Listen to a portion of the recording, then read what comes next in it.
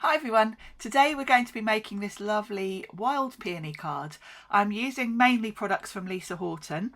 The main product I'm going to be using is the wild peony layering stencil set, and I've also got the coordinating 3D embossing folder and the outline die.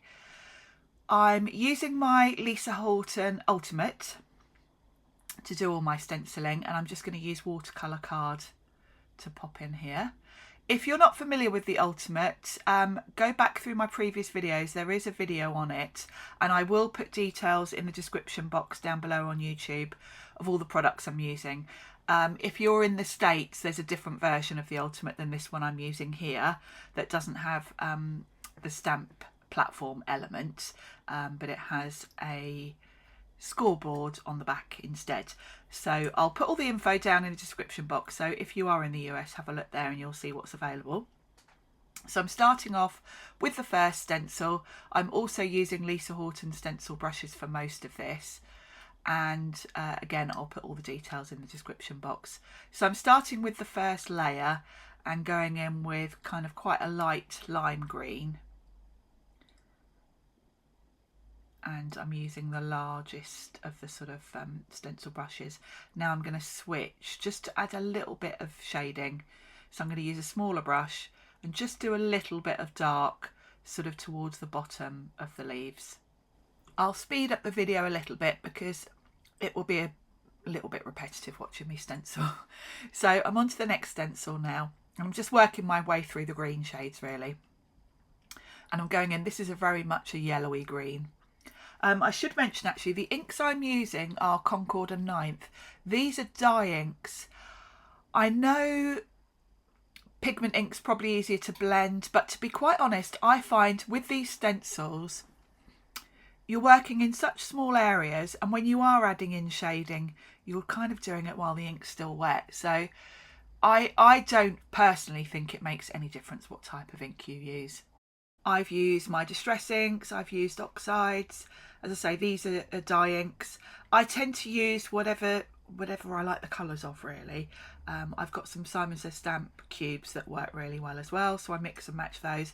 Those are also dye inks. So I would say have a play around with whatever you've got. Don't rush out and buy anything new thinking that the inks you've got aren't quite right, because really I don't think you've got to be too fussy with these. So I'm using a large, this is the only bit I'm using a larger brush for, because these large peony, this first stencil, there's two parts to the peonies. This is quite a large area. So I've gone in with the big brush, and then I've gone with the slightly smaller brush just around the edges. And then this is the last layer for the peony. And I'm going in with a darker pink here, as you can see. And then I'm going to take my smaller brush again and use the same ink colour, but by using a smaller brush you just get such a concentration of colour. So I'm just darkening up some areas to give a bit of shading. And then the very last stencil is just some little detail for the centre of the flowers, so I'm going to go in with a yellow. Oh, and I knocked my camera there, sorry. Make you all dizzy. So that's my peony all done. So the next thing to do is cut this out. You obviously want to do your die cutting before embossing, because if you embossed before you die cut, you would squash your embossing when you run it through to die cut it. So this is quite easy to line up, as you can see. It's an open die, so it's nice and easy to line up.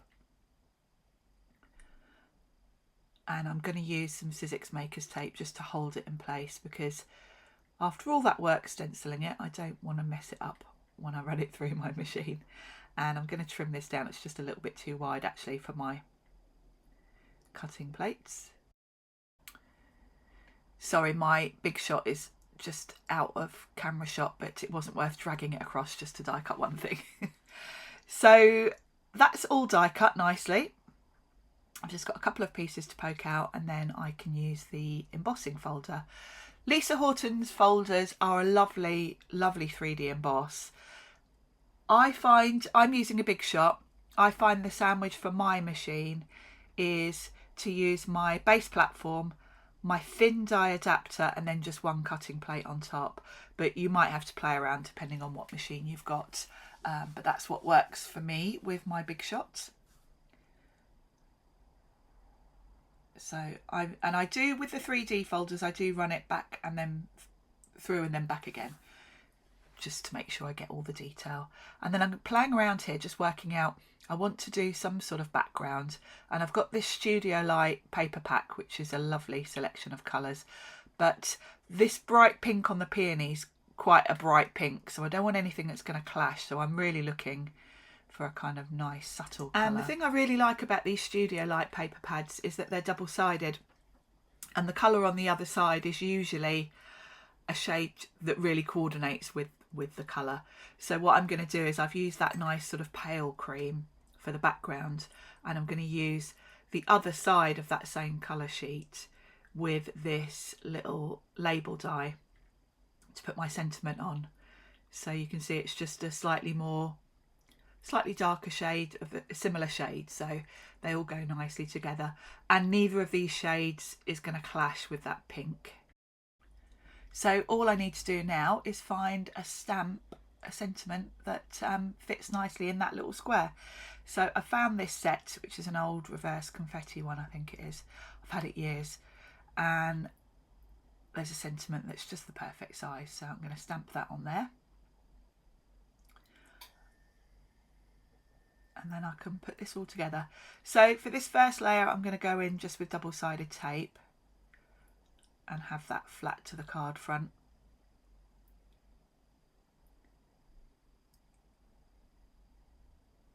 I don't want anything too fussy, which is why I've gone for this very simple background. I did think about using an embossing folder in the background, or perhaps some stenciling, but the flower itself is such a focal point that I really just didn't want to detract from that.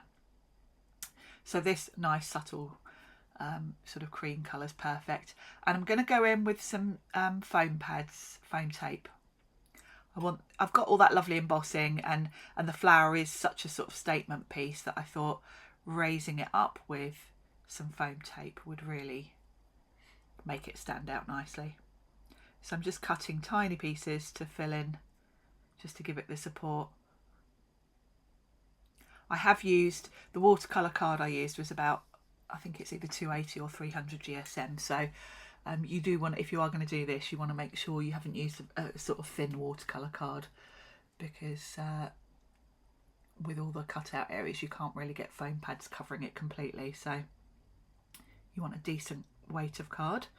And then because I've got that raised up, if I just put a strip of the foam tape along the bottom part of this, obviously the top part's going to be overlapping with the flowers.